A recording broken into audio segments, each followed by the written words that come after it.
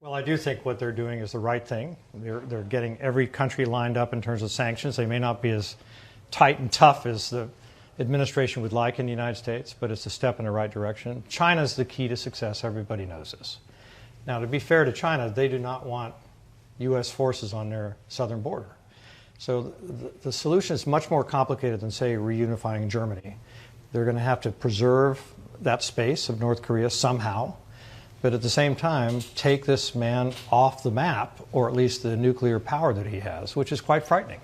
So you think we're making the right moves? I do. And as you may know, Mandy, I've spent some time on the DMZ many years ago. The tension is palpable. It's a war zone. It's still a hot zone. And you have to bear in mind how close these two countries are. Literally, you can step across the border, you're in the other country. Each one worries about the other. And this has to be resolved at some point. The key is China. They have taken some measures. We are taking measures in the United States to penalize Chinese companies that do business, and bankers in particular that work the accounts for this dictator and his people.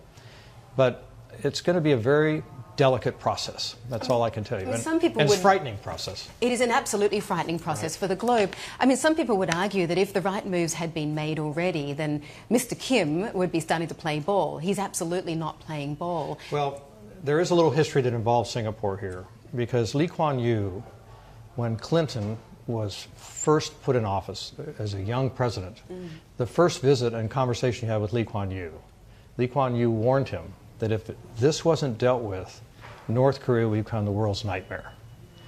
Nothing was done. And then successive presidents, whether it's George W. Bush or President Obama or whoever it may be, they took a different route. And meanwhile, this boil began to fester and now is the most frightening thing confronting global stability.